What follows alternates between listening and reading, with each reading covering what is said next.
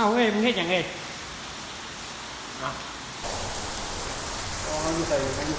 อยู่โรงเรียนเมื่อวันใดฝนตกจักหมูก็สอหิวข้าวมีอะไรกินวะ A few moments later. นี่กูได้เห็นของกินนี่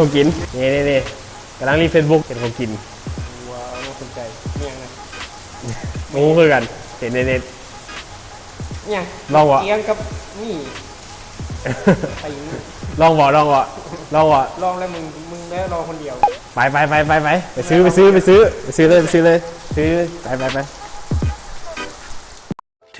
2,000 years.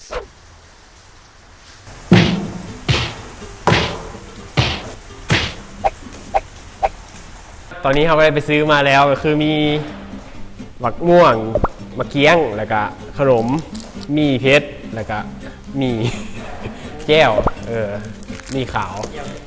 เอาสิกินแบบในฮูปตัวนี้เลยนี่ก็คือมีกินมี่กับมะเกี้ยงกินมี่กับมะเกี้ยงเนาะฮูปที่2แม่นกินข้าวเปียกกับมะม่วงอันที่3แม่นกินขนมกับ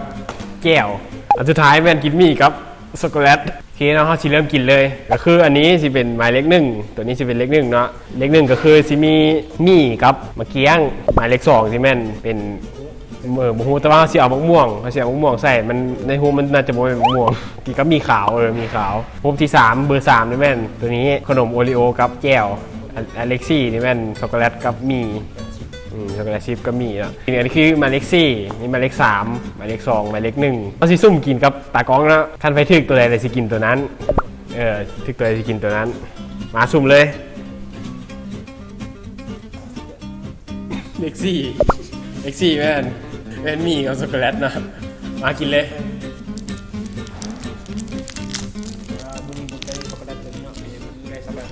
มันบ่มีสีดำ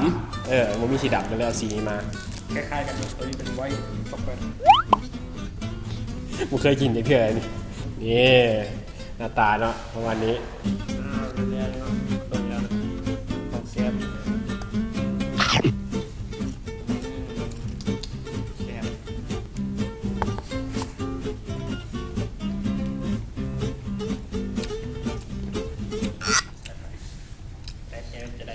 ได้อยู่เลยมันจะมีความแบบจะมีความหวานๆของช็อกโกแลตกับหมี่โอเคแล้วโอเคบ้าอย่างมัน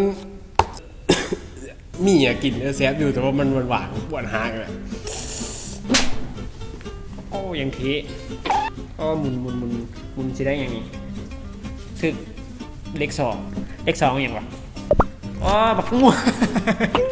ได้กินบักม่วงแล้วพี่น้องไว้พรให้ข้าพเจ้านี่จ้ะผมมองเป็นลูกเลยมันนี่แกะได้ไหมนี่กัดบ่ได้เนี่ยแกะได้เลยวะเอาบ่มีกับบ่มีเช่นอะไรนี่แกะได้ไหนโอ้วิธีแกะไข่ลองเบิงแค่คอยไข่นุ่มนวลนิ่มนวลเนี่ยไถโอ้ได้แล้วนะท่านผู้ชมวิธีแกะไงเนี่ยวิธีแกะแบบสะดวกสบายแบบไม่ต้องใช้มีดไม่ต้องใช้อย่างกินเลยได้ไหมแล้วกินเลยได้ท่านผู้ชมกินแบบแก้วนะน้ำแห้งแล้วน้ำเบิดละจะกินแบบนี้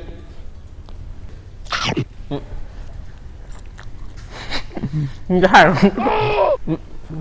ใส่หมวกอ่ะหมวกเข้าไปเป็นไรครับดีครับ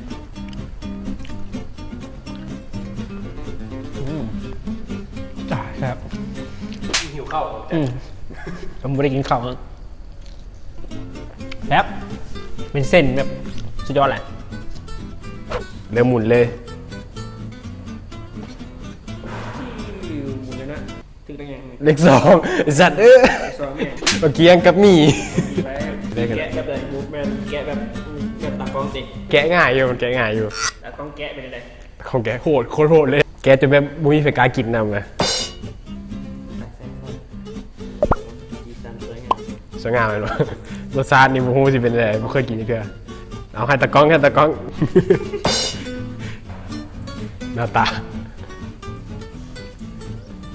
ว้าวครับใหญ่เลย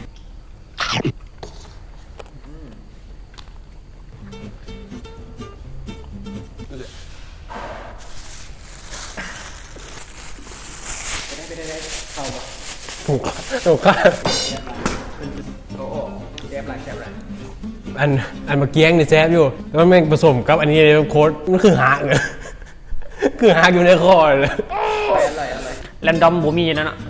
ยังเหลืออันเล็กสุดท้ายเนาะเล็กสุดท้ายคืออันขนมโอริโอแหละกับกินกับเจลเนาะเล็กสุดท้ายเพราะว่าท่านหมุนกับบ่มีอย่างละมันมีแต่เล็กเดียวโอ้ไม่อยากกินเลยหอมซะด้วยแจวยังแจวนี่นะ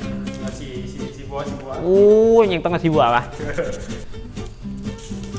โอ้เหี่ยสมโอ้เจ็บท้องแท้กูเจ็บเคหมุนนะยังบ่พอนะเราต้องมาคุกอยู่นี่อีกเป็ดพะโล้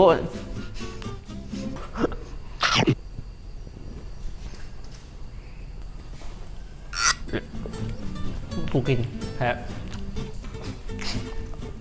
เงากินได้ทุกอย่างโคตรอร่อยเลยครับ ลิ้นจระเข้ที่นี่ แล้วหลังจากเขากินแล้วไปแล้วเนาะเป็นฮุบในเน็ตนะมันก็สามารถกินได้สำหรับข่อย แต่สำหรับคนอื่นผมสำหรับข่อยกินได้